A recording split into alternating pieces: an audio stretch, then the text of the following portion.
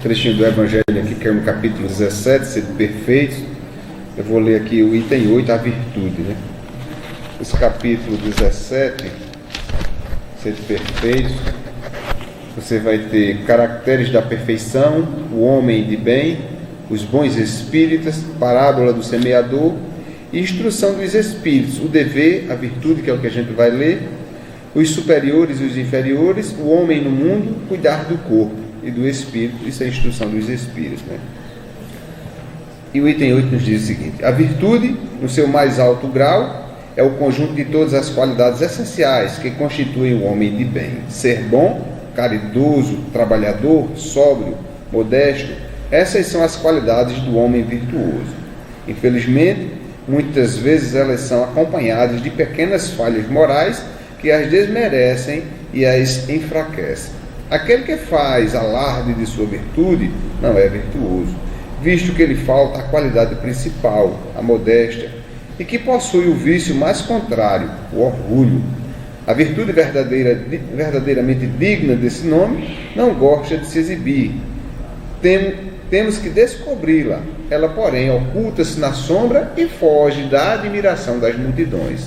São Vicente de Paula era virtuoso, o digno de Cura de Artes era virtuoso, e muitos outros, pouco conhecidos no mundo, mas conhecidos de Deus. Todos esses homens de bem ignoravam que eram virtuosos. Eles se deixavam levar pela corrente das suas santas inspirações e praticavam o bem com um completo desinteresse e um inteiro esquecimento de si mesmo. É para a virtude assim compreendida e praticada que eu vos convido, meus filhos. É para essa virtude verdadeiramente cristã e verdadeiramente espírita que eu vos convido a consagrar-vos. Mas afastai de vossos corações todo orgulho, vaidade e amor próprio, que desvalorizam sempre as mais belas qualidades.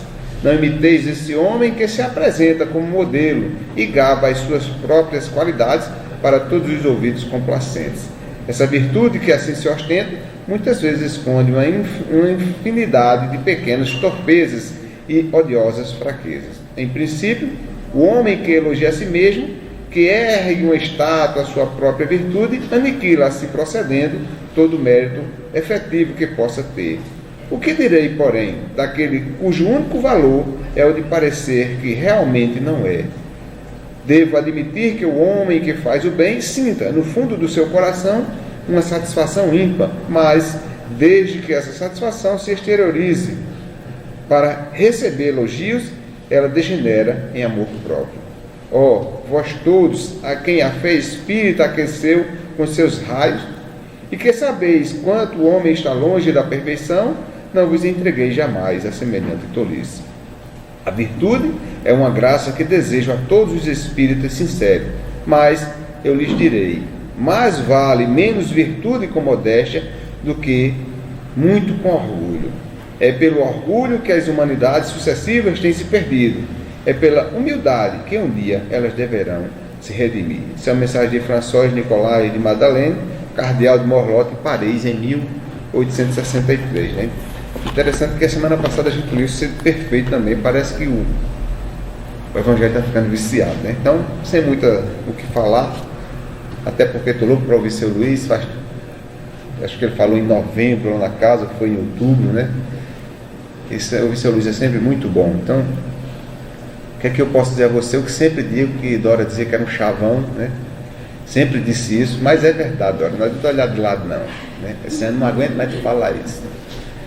Porque a gente tem que entender o seguinte: se você parar para analisar, todo livro que você lê espírita, ele trata do mesmo assunto. Muda os personagens, muda algumas coisas, mas é sempre o mesmo assunto.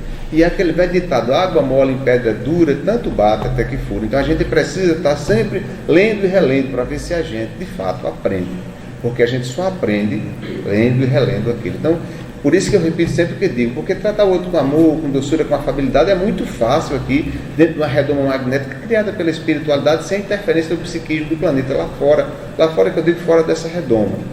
Então é muito fácil fazer isso aqui, mas a nossa obrigação como espírita é nos mantermos nessa mesma condição além dos portões, embora para alguns isso dure dias, para outros dure apenas horas lá fora, mas é com a prática, com o cotidiano que você vai se fortalecendo para se manter, né? E o maior momento de aprendizado da casa espírita é hoje, é aqui. Nosso estudo não tem tanta gente como na palestra. Então, por isso que esse é o maior momento de aprendizado da palestra pública. Então, sempre costumo dizer que a gente aprenda aqui, mas que a gente pratique além do portão dessa casa, né? É nossa obrigação. E aprender é muito fácil, sempre digo isso. Jesus deixou várias lições. A mais simples dela é quando te bater um lado da face, a gente oferecer o outro. Quem não aprendeu isso desde criança, logo cedo, né? Eu me lembro, desde criança eu sabia de tudo isso e outras coisas mais, que minha avó ficava como um chavão falando. Então, aprender é fácil. O difícil, árduo, doloroso para a gente, pelas nossas imperfeições ainda, pela nossa pequenez em espírito, é praticar. Mas nós sabemos. Então não podemos, quando voltar para o plano espiritual, dizer que não sabia mais. Principalmente, já despertamos a consciência na condição de espíritas. Nós conhecemos a doutrina dos espíritos, nós conhecemos os relatos que os espíritos nos trazem de como a vida continua do outro lado. Então a gente tem que entender, não podemos chegar lá e dizer que não sabia. Nós sabíamos. Nós só não tivemos força suficiente, moral e elevação espiritual para praticar, né? Então que a gente possa fazer esse esforço incomensurável, porque essa é a obrigação do Espírito. Jesus não escreveu nada, o Evangelho está aí. Ele só exemplificou. Então não precisa eu estar dizendo às pessoas 4 vezes que sou Espírito. Não, minhas práticas vão revelar quem eu sou. Então que a gente possa ser esse seu sal da terra, como disse Jesus, que a gente possa ser diferente, que a gente possa viver o cristianismo redivivo, que é a doutrina dos Espíritos, é que esse cristianismo nascituro da época do Cristo, que a gente tem que se fortalecer nele para ser exemplo a todas as criaturas. Então, seu Luiz, venha, meu irmão, que Deus te abençoe e que a gente cresça com as suas palavras hoje.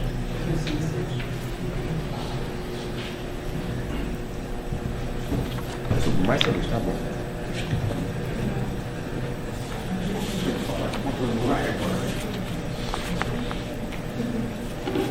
Dá para ver a hora, seu Luiz? É a ponteira amarela. Dá. Não dá para ver? Senão, aí. Boa noite a todos.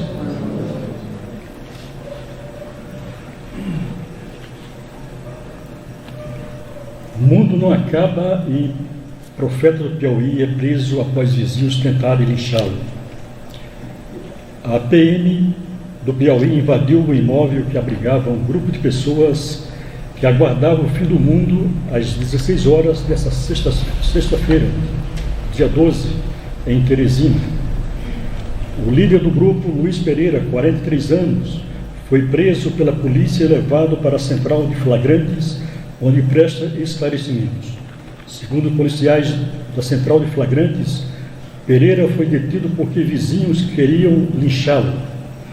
Antes do horário informado pelo suposto profeta, a polícia já estava cercando o imóvel para garantir que não ocorresse atentados contra as vidas dos seguidores e do suposto profeta. 10 minutos antes das 16 horas, policiais invadiram o imóvel e prenderam Luiz Pereira. Apesar da prisão do líder, os seguidores continuaram os cânticos e as orações à espera do fim do mundo. Segundo a polícia, passada a hora anunciada, vizinhos do suposto profeta começaram a atirar pedras e tentar invadir o imóvel. Para conter os ânimos, a polícia soltou bombas de efeito moral e spray de pimenta.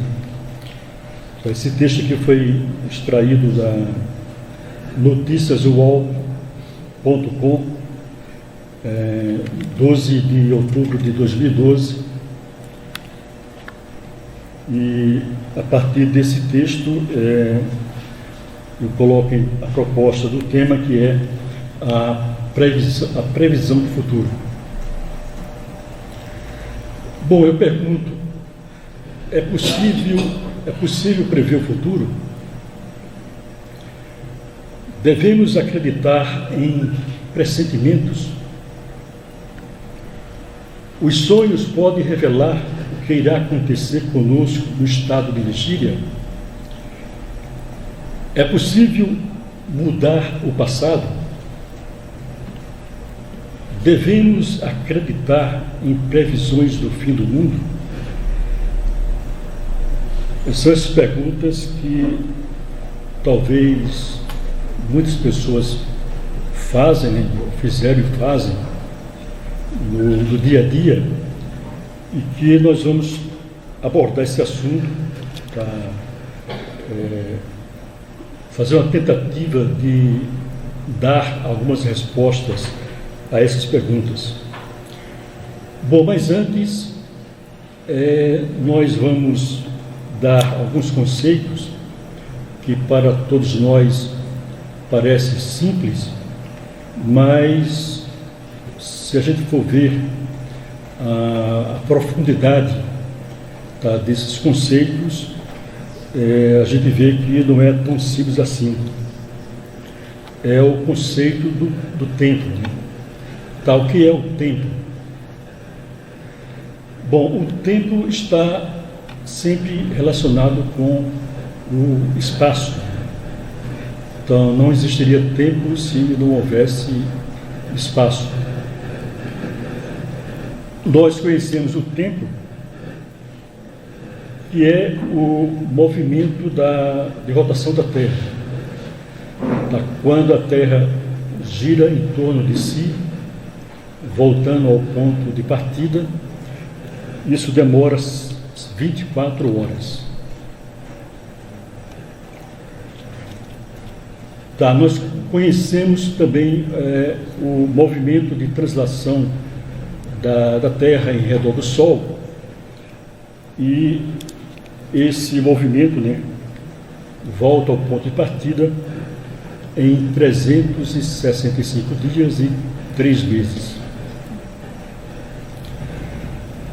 Então, o conceito de dia, tá, de horas, né, 24 horas, está ligado com esse movimento, né, com esse giro que a Terra dá em torno de si próprio. E o que conhecemos como ano equivale a esse percurso que a Terra faz em torno do Sol, voltando ao seu ponto inicial.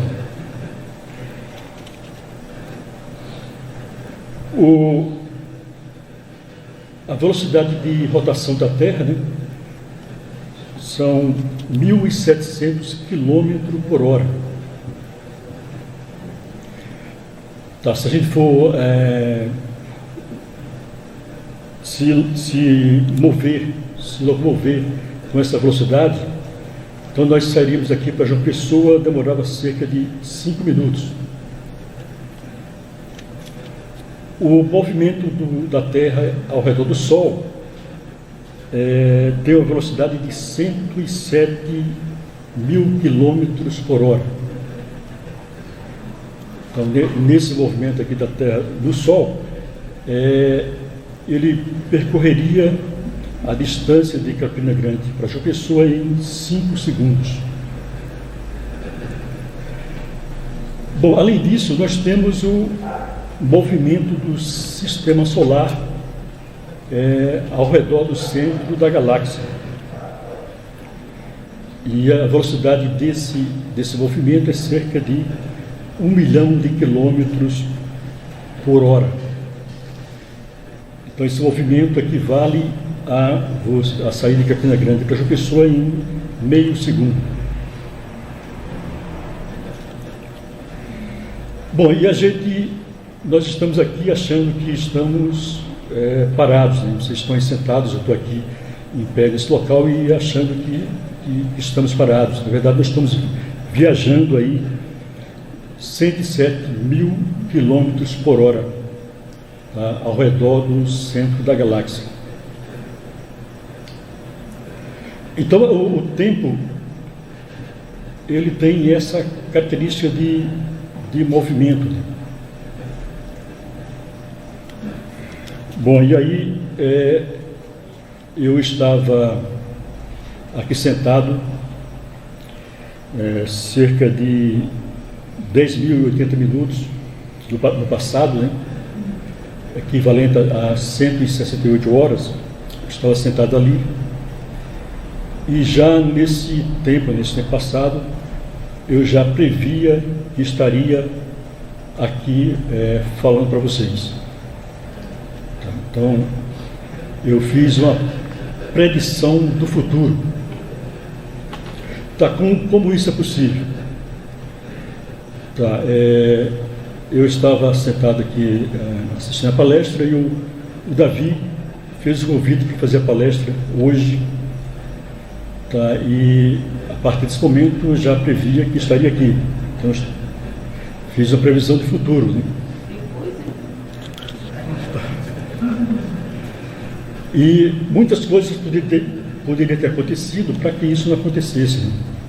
Mas a probabilidade de que isso acontecesse é muito, muito grande. Daí isso fez com que a minha predição tivesse um grau de acerto bem elevado.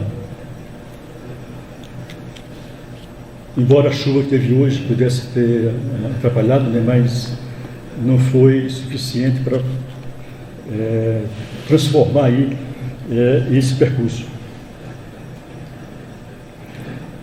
Então nós temos essa questão de previsão do futuro sendo abordado no livro da Gênesis, tá, e também constante na revista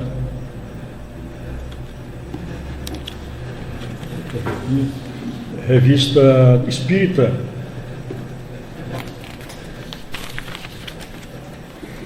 de maio de 1864. Tá, eu vou ler aqui o texto dessa parte da Gênesis, né, juntamente constante nessa revista, e na íntegra, porque a gente traz aí um texto consolidado, né, de Allan Kardec, e aí não é invenção minha, né? E a gente pode, portanto, explicar como é que ocorre se é possível ter uma previsão do futuro e como isso pode acontecer. Então, suponhamos um homem colocado no alto de uma montanha. Nessa situação, facilmente ele poderá observar todos os acidentes do terreno, do começo ao fim da estrada. Então, lá em cima da montanha, ele consegue ver tudo que acontece na planície, né?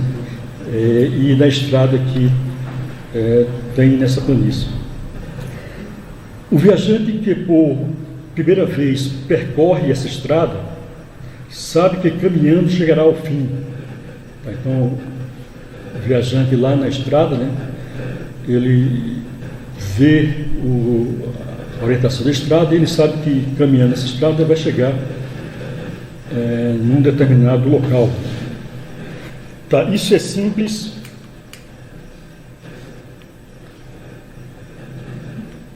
Previsão de consequência de sua marcha. Mas os acidentes do terreno, as subidas, as descidas,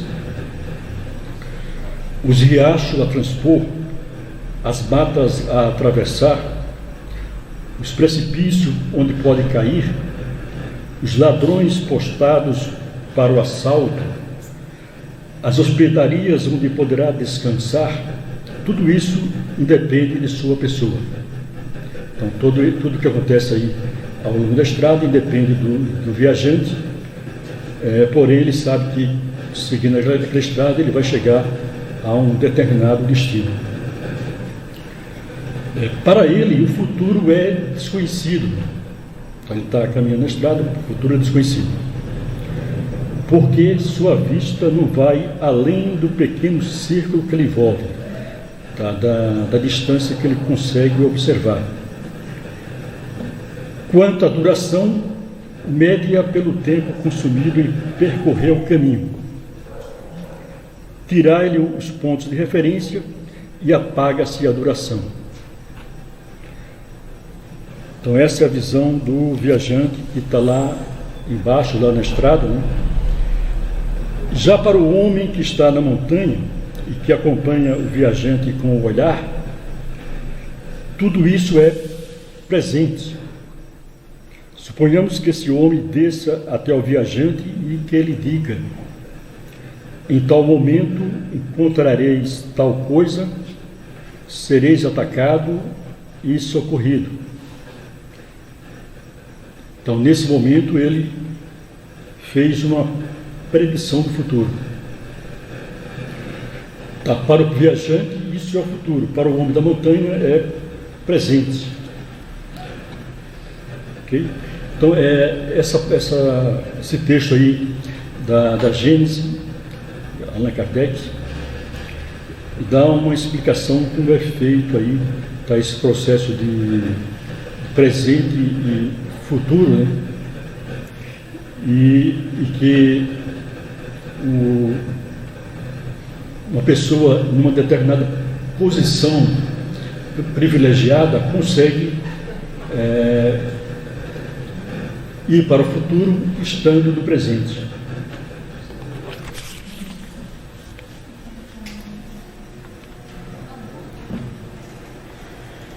Bom, além disso, né, nós medimos o tempo aí através de relógios. Hoje em dia os relógios eles são digitais com números, e aí você não tem essa oportunidade de presenciar o fenômeno, mas dos relógios antigos de ponteiros, a gente via que quando o ponteiro dos minutos ele circulava, né, isso era equivalente a 1 hora e 60 minutos. Então, através do relógio era possível a gente ter uma ideia da passagem do tempo. No entanto, existe uma consciência, né, do tempo que ele é psicológico. Daí essa consciência do tempo psicológico ela é mais importante, tá? Causa mais efeito para a gente do que esse tempo do relógio. Então, quando estamos no local em que nós estamos totalmente atentos, né, tá, o tempo ele passa muito rápido, né? Porém, quando estamos no local entediado, tá, e quer sair daquele local o mais rápido possível, esse mesmo tempo demora bastante. Então, esse tempo psicológico é o tempo que nos traz mais consequências.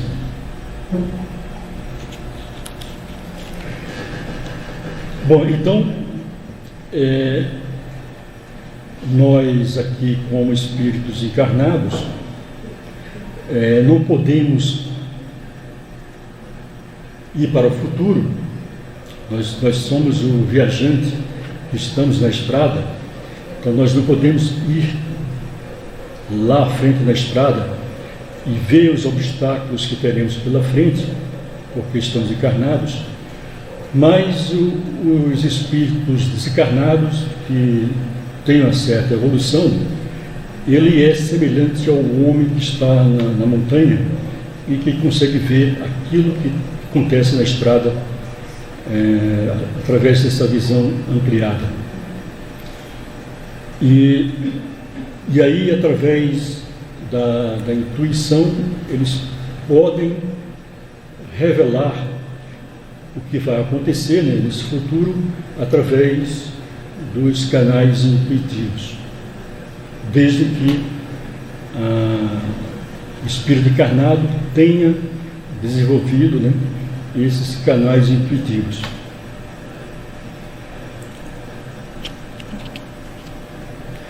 Bom, mas existe um mecanismo que a gente pode, nós como espíritos encarnados, podemos ir para o futuro. Tá? Como isso é possível? Através dos desdobramentos. Tá? E todos nós temos essa propriedade, né? Conhecemos esse procedimento e fazemos esse procedimento diariamente. Tá? Existe o desdobramento que você se concentra e num estado meditativo você se desdobra, mas tem o desdobramento natural que acontece durante o sono. Então todos nós participamos desses procedimentos de desdobramento durante o nosso sono natural. Tá, e como é que acontece o sono? Tá, eu vou falar aqui o sono do ponto de vista neurológico. Então, nós, no estado de vigília, Estamos com os órgãos sensoriais, visão, audição, olfato, tato, paladar, todos ativos, né?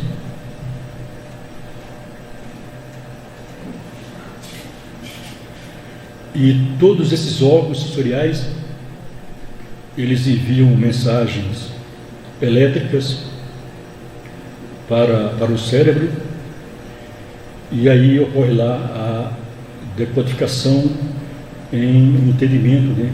Em uma percepção consciente daquilo que é sentido por esses órgãos sensoriais.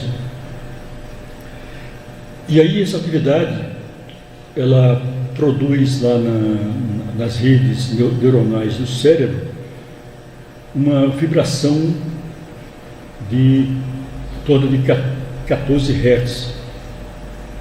Então esse é o estado de vigília conhecido. Bom, e aí o que acontece?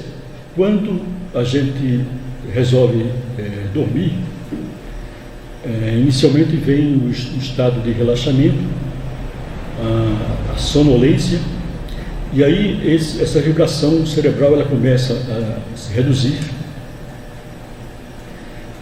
e a gente chega no estado alfa, né, com redução aí dessa vibração, em torno de 10 Hz ou menos, e vem aquela fase entre estar acordado e dormindo.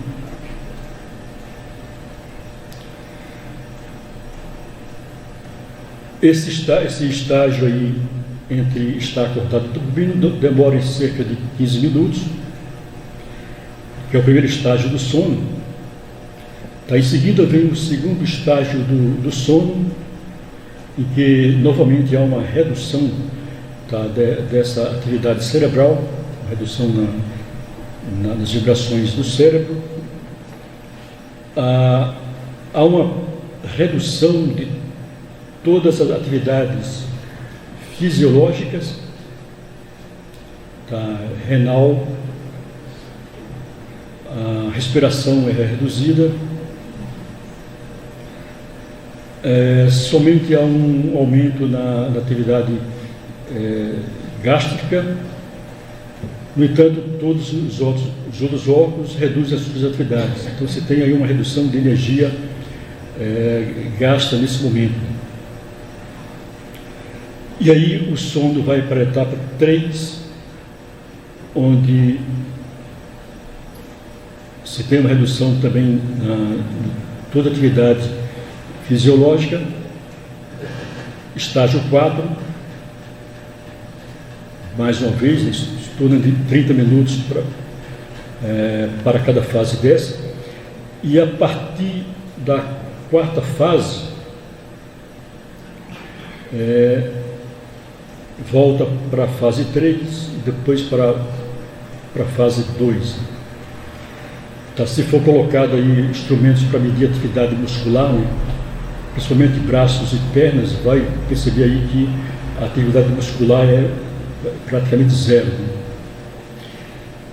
Bom, e aí, chegando na fase 2 do sono, ele passa para uma fase chamada de sono REM. Aqui aí acontece algo interessante.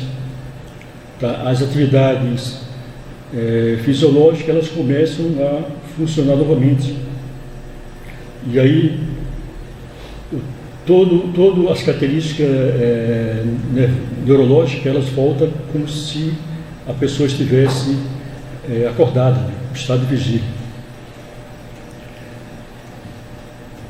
Bom, aí isso acontece em torno de 40 minutos, e aí, depois de 40 minutos, volta ao estágio de paralisação, né, muscular e fisiológica, e começa todo o processo novamente de primeiro estágio, segundo estágio, e assim por diante. Isso acontece de 2 a 3 vezes, todas as noites. Bom, nessas várias fases do sono, o tipo de sonho que nós temos são diferentes. nas primeiras fases, primeira e segunda fase,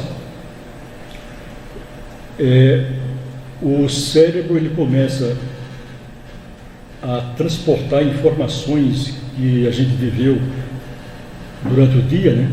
A experiência que nós vivemos durante o dia, que fica armazenadas na memória de curta duração, nessa memória temporária, ele começa a processar, né? Transferir essas informações, essas experiências para regiões do cérebro de armazenamento mais profundo e permanente. Então se forma aí a memória de longa duração. Então tem esse tempo aí nas fases iniciais do sono para que ocorra esse processo. Nas fases mais profundas, o cérebro ele fica registrando aí aquilo que acontece, tá, quando nós passamos aqui do plano físico para o plano espiritual. Tá? Principalmente naquela fase que eu falei, em que reinicia a atividade neuronal, tá? de movimento musculares, os olhos eles começam a se mexer, mesmo fechados eles começam a se mexer, é como se nós estivéssemos acordados. Então, principalmente nesse momento é que o cérebro físico começa a registrar as coisas que acontecem no plano espiritual. Tá, e aí fica guardado todas as informações do nosso cérebro físico, né?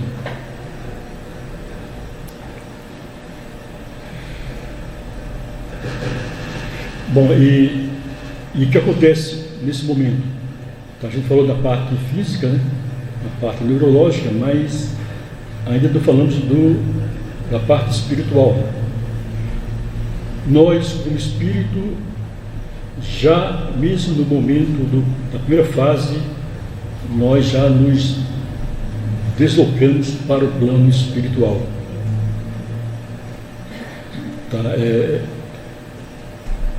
É possível que para algumas pessoas, nesses primeiros 15 minutos durante o sono, né, iniciais, ele perceba que está em dois locais diferentes, tá? Porque o cérebro está com muita atividade nesse momento, né? Aí você consegue perceber tanto o ambiente físico como o ambiente espiritual.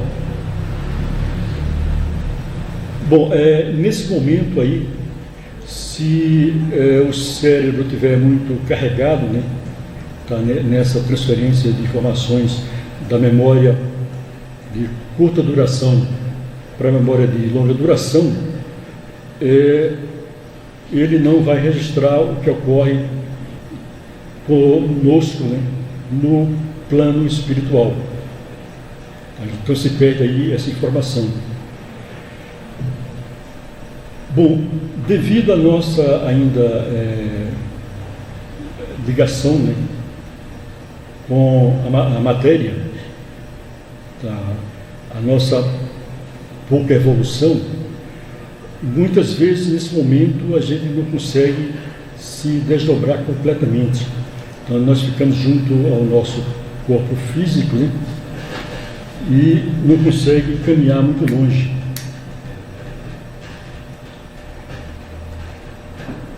Porém, aqueles que já conseguiram se desvencilhar da matéria, eles conseguem sair do local onde está dormindo e ir para o local onde tem o seu interesse, tem a sua afinidade. E aí ele pode visitar as regiões aqui do plano físico, né? Então, se ele está preocupado com uma atividade profissional, ele pode se deslocar até o local onde trabalha, né, e tentar realizar alguma tarefa, né? Se ele tiver afinidade com ambientes mais festivos, ele pode se deslocar para esses ambientes e assim por diante. Ele pode também, durante esse desdobramento natural, ele sair dessa crosta aqui psíquica da Terra e ir para outros mundos, né, para mundos espirituais. Bom, e aí, quando acontece isso, aquilo que ele conhecia como tempo já não existe mais. Tá? Se ele ficar preso aqui à crosta terrena, a ideia do tempo, né, a prisão do tempo do plano físico lhe acompanha. Porém, se ele deixa a crosta terrestre e vai para mundos espirituais, ele deixa de ter aí a ligação com o tempo. Tá? O tempo, como conhecemos aqui, como foi explicado anteriormente, já não mais existe. Bom, e aí é nesse momento lá, no plano espiritual, que ele consegue se deslocar para o futuro, né?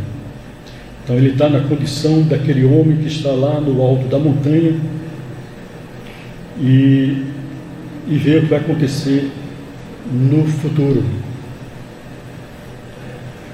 Bom, e aí essa questão do futuro, ela não é algo que seja determinado. O futuro, ele sempre existe dentro das possibilidades, das probabilidades. Então, o que você está fazendo do presente, ele dá uma indicação do que vai acontecer no futuro. Então, na hora que eu estava aqui sentado na cadeira ali, e foi proposta a palestra, então naquele presente lá, naquela experiência lá, se formou o futuro. Então aquele acontecimento que aconteceu 8 dias atrás, ele determinou o que está acontecendo agora. Então, que era presente e agora passado, né? Ele determinou o que está acontecendo nesse momento. Bom, e aí, de lá para cá, né, de quinta-feira para cá, poderia ter acontecido muitas coisas que aí não teria esse momento. Mas o que acontece é que a nossa vida como espírito, ela é muito pouco variável. Então, o que nós fazemos hoje foi consequência do passado, né? E o que fazemos hoje será causa do que vai acontecer no futuro. Então, eu estou aqui na estrada, né? Na estrada lá do viajante, e vou percorrer essa estrada, tá, sem muita alteração desse percurso. Tá, pode ser que em determinado momento eu faça um desvio, mas aquilo que eu fiz no passado, ele força para eu voltar para o caminho original. Então é bem provável que eu siga esse caminho traçado, que nós chamamos de destino, e pouca coisa eu posso ter condições de se desviar. Então seria necessário um grande acontecimento para que eu pudesse se desviar um pouco dessa trajetória. Aquilo que eu sou, a minha evolução espiritual,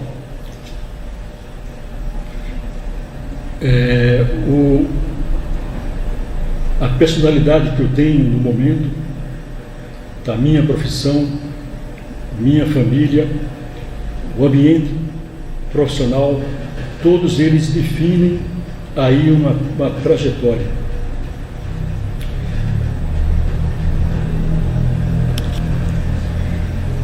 Bom, se eu não posso alterar muito o meu destino, eu posso, através de uma previsão do futuro,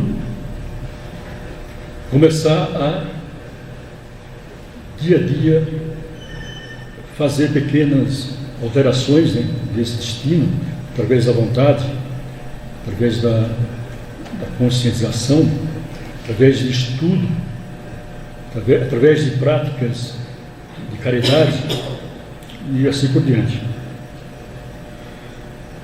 Por isso que a gente constata que é necessário várias e várias reencarnações para que tenhamos uma evolução espiritual.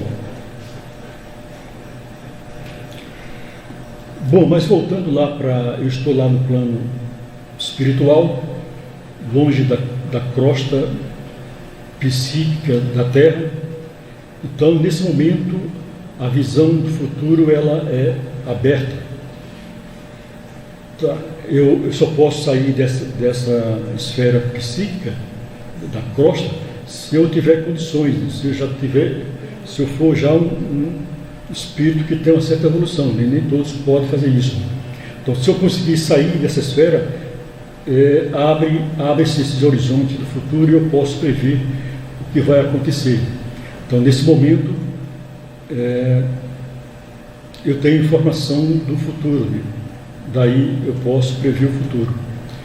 Se nesse momento eu estiver naquele sono REM, tá? Onde a atividade fisiológica, neurológica está toda ativas, como se estivesse em estado de vigília, tudo isso ele é registrado no cérebro físico. Tá? Se tiver noutra faixa, no outro estágio de sono, existe poucas possibilidades de que aquilo que eu vi de futuro fique registrado no cérebro físico, ele fica registrado na memória espiritual. E, portanto, estando eu no estado REM, quando eu acordar, eu posso lembrar o que aconteceu durante o período de sono. E esse é o chamado sonho. Tá? O sonho é as lembranças do que ocorreu durante o sono. Bom, se eu estiver aqui na crosta terrestre, eu vou lembrar, tá? O sonho vai ser relacionado aqui com coisas da Terra. Tá? Não tem nada a ver com o futuro. Né? Se eu estiver junto ao corpo, somente percebendo as sensações corpóreas, né? Tá? De dores no corpo, calor, durante o sono, que vai ficar registrado no cérebro apenas essas sensações corpóreas daquele momento. E aí existem muitos sonhos que, quando a gente acorda, estão ligados a essas sensações aí fisiológicas, né? Tem nada a ver com previsões de futuro. Muitas vezes, principalmente quando eu estou em situações emocionais muito fortes, né, durante o período acordado, lá no período de sono eu tenho essa descarga psicológica, né, dessas ocorrências, e isso é feito através de imagens, né, que, sendo registrado no cérebro, ele vai ser lembrado após acordar, mas tem nada a ver com aquilo que aconteceu na verdade, né? São cenas que foram elaboradas pelo cérebro físico, né? O psicológico, né? Que extrai, né, toda essa carga energética através de visões, né, criadas, imaginárias. 2 minutos. Bom, por fim, é uma promessa que eu fiz no início, né? A gente pode mudar o passado, né? Então, e o futuro parece algo bem difícil. Agora, a gente pode mudar o passado? Tá, como isso seria possível? Bom, aquilo que aconteceu no nosso passado, a experiência, né? O evento, ele não pode ser alterado, já aconteceu. No entanto, o efeito dessa experiência, desse evento, ele está guardado na memória, nossa memória espiritual, se for aí de outras encarnações, e pode estar guardado na memória do cérebro, né? Memória profunda, se ocorreu na atual encarnação. Então, os efeitos dessa experiência, né? Supor que seja uma experiência negativa, né? Ela fica guardada, tá? E ela se revela em alguns momentos críticos, né? No dia a dia, através das intuições, dos pressentimentos. Então, quando eu falei que nós não podemos mudar o futuro porque o presente foi causado pelo passado, né? Está exatamente aí o ponto, né? Eu não posso mudar os eventos do passado, mas posso mudar os efeitos desses eventos. O que é necessário fazer é voltar à lembrança dessa experiência passada e desenergizar, retirar toda a energia emocional ligada a esse evento. E aí nós estamos no momento presente com toda essa energia neutralizada, e a partir desse ponto nós podemos traçar o futuro sem esse empecilho, né? Sem essa amarração do passado. Para que possamos, no nosso dia a dia, durante os nossos sonos, ter a companhia dos bons espíritos, dos nossos guias espirituais, para que possamos nos orientar no caminho para locais em que possamos receber informações úteis, importantes para a nossa evolução espiritual. E assim seja.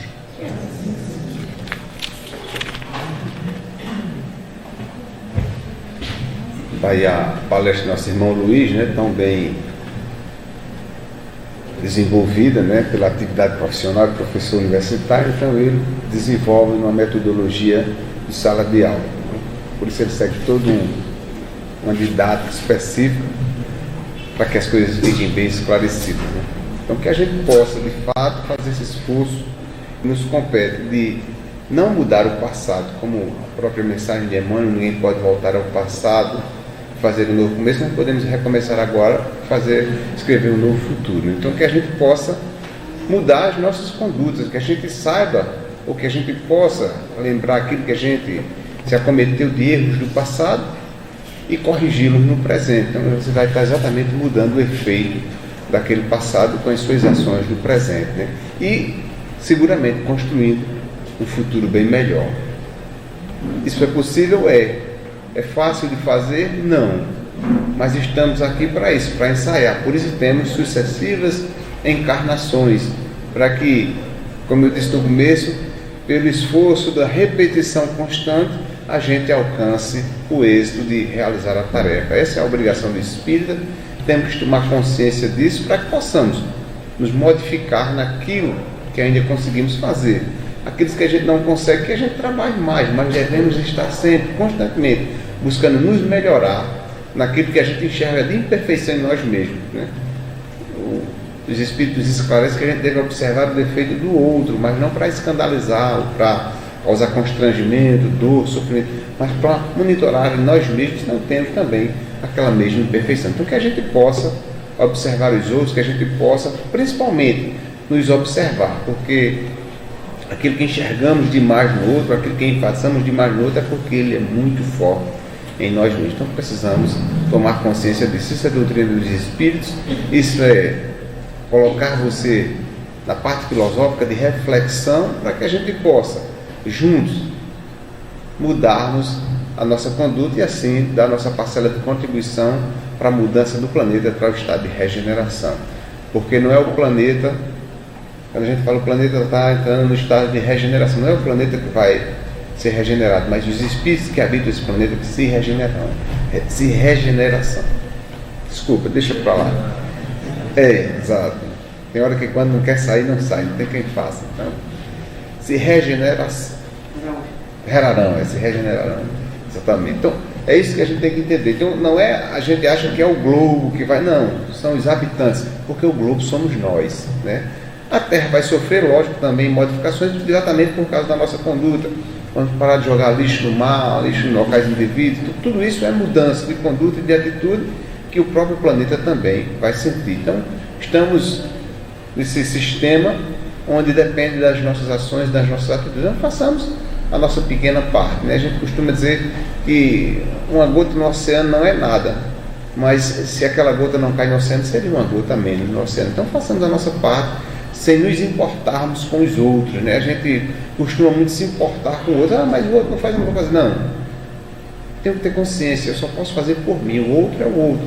Os meus atos, quem responde sou eu. Os atos do outro, quem vai responder é o outro. Então, eu vou deixar de fazer o que é certo porque o outro está fazendo errado. Infelizmente, a gente tem essa ideia errônea, equivocada, que cabe a nós, através das palestras, através dos estudos, modificar essa conduta e fazendo de cada um a nossa parte. Então, vamos agradecer mais uma vez a seu Luiz.